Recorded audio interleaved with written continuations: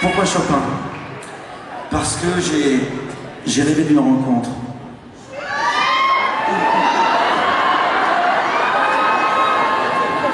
J'ai rêvé que deux êtres, deux génies, nés la même année, 1810, ayant aimé la même femme, George Sand,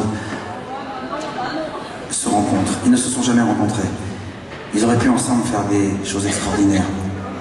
Ça aurait pu être un peu comme Lennon et McCartney, ils auraient pu être les Beatles de leur époque. Et malheureusement, Alfred de Musset n'a pas travaillé avec Frédéric Chopin. J'ai imaginé cette rencontre dans un spectacle de musique classique que j'ai donné il y a quelques années dans un festival.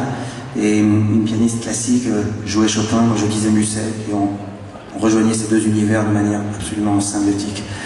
Et j'ai eu envie, un jour qu'elle était en retard à la répétition, j'étais devant un poème absolument sublime et j'ai eu envie humblement de le mettre en musique.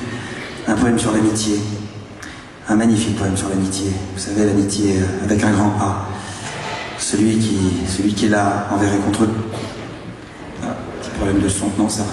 Celui qui est là envers et contre tout. Celui qui est là quand tout le monde quitte le navire.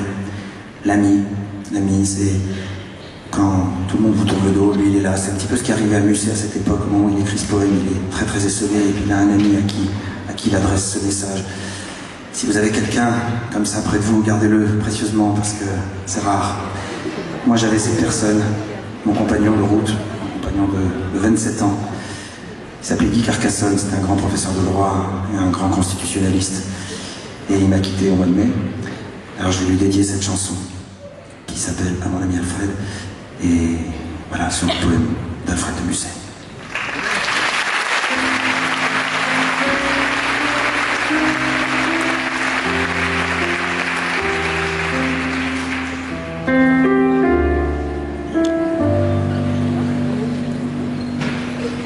Dans mes jours de malheur, Alfred, seul entre mille, tu m'es resté